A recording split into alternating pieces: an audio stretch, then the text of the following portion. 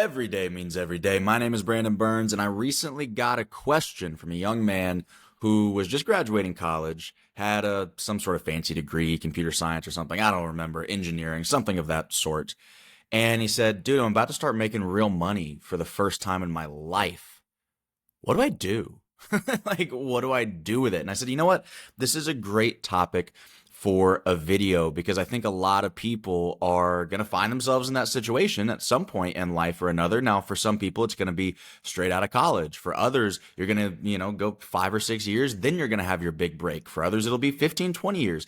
You never know when it's going to happen for you, but I think there's some principles that you can have in place to help yourself manage that transition when it finally comes. Now, here's the question that I asked the guy.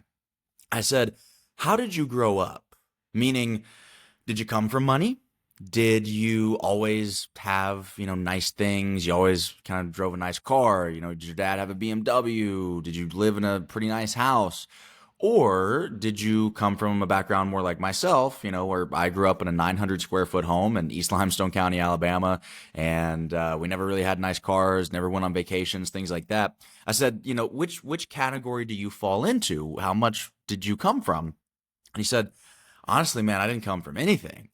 I said, okay, cool. So we can kind of understand each other in that regard. So if you didn't really come from much, I said, let me ask you a question. What is it that you've always dreamed of? Like what do you want in life, And I told him, dream to the level of your ambition, not to the level of other people's expectations or opinions. So don't hold back on me when I'm asking you this question. Like, just be honest. And he said, oh, well, to be honest, I've always wanted to travel. I've always wanted to see the world. I never really got to go on vacations and enjoy things like that when I was a kid. And I would love to be able to do it now. I said, okay, cool. What else? He said, well, I've always been a car guy growing up. I loved cars and always thought they were the coolest things. And, I want to be able to drive around in nice cars and experience at least what it's like. Okay, cool. What else? And he just starts going down the list of these things that he wants to experience, things he wants to have. I said, here's the deal, man. This is not something that anybody else is ever going to tell you. And it might not be the most responsible, best, greatest advice, whatever. But it's my honest opinion from having lived through that exact situation. I said, you need to figure out a way to get to 10K a month as fast as you possibly can. Like between 120 and 140-ish per year, everything that's in your mind, minus like flying private and, stupid stuff, you can pretty much do it. 120 to 140 a year. Figure out a way. Put your head down, grind your face off until you get to that point. And I'm telling you, that is going to be an experience for you, getting into that echelon of things. Because things aren't as expensive as a lot of people think. Like, you make 130, 140 grand a year. You can go on a vacation. You can rent a yacht in Mexico for a day. It's not going to freaking kill you.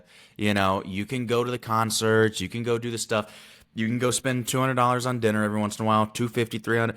It doesn't really matter. Now, is it the most Dave Ramsey thing to do? No, it's not. But here's what I told the kid. I was like, listen, you're 22, 23. You grew up with money trauma. You didn't have anything. You've always wanted this stuff. My honest to God advice is get to that level, 120, 140 a year as fast as you can, and then just write off the next 6 months, write off the next 12 months, however long you need to take, and spend every penny of it. Save enough for your taxes, but spend every penny of it. Don't go broke. Make sure you have a support system. If you get evicted from your place, you need a friend to go be able to couch surf with. But I'm just saying, go live whatever is in your head. Go buy the fanciest car that of all your friend group, right? Go on the vacation. Go, like I said, go rent the yacht. Go spend $300 on dinner. Go do the stuff, because there's a couple things that's going to happen. Number one, it's going to rewire your brain to expect these things. It's going to shift your identity. It's going to say, oh, this is who I am now. This is a part of me now. This is my new standard and expectation now. That's a very, very valuable thing. Number two, it's going to show you that you don't need that stuff. And when you grow up the way that he was describing, the way that I grew up, you think in your mind that that's what gives you value and that's what gives life its zest and its fun and all these things. And I just don't think you can intellectualize your way through that. I really don't. I don't think you can sit there and listen to Dave Ramsey all day long and just convince yourself that that's not what you want or that it's not fun, it's not cool, it's not whatever. I think you should just go do it. But here's the thing, after you do it once and you start over from zero again 12 months from now, you're really not in any worse shape because you're starting from nothing. So you're not in any worse shape. You know, you start with nothing and lose it all, do the math. So it's not a big deal. Secondly, you're young. You can afford to take risks like this. Third, you're young, so you can enjoy it the most while you can, you're in this age bracket here. And fourth, I think it just frees you up because now you've experienced it and you can say, okay, cool. That was fun. That has its place.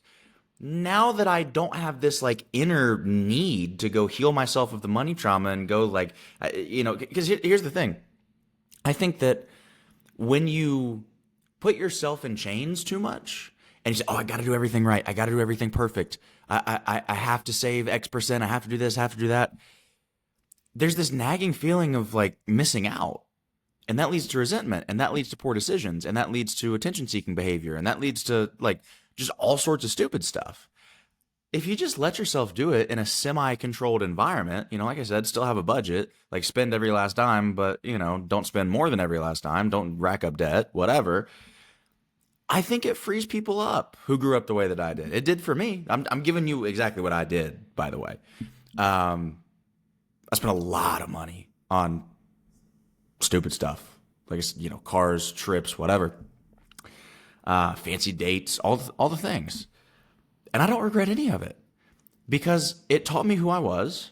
It gave me the experience. It gave me the lifestyle, and then it freed me up and said it got me to a point where I said, you know what, this has been great. And now I'm ready to build real wealth.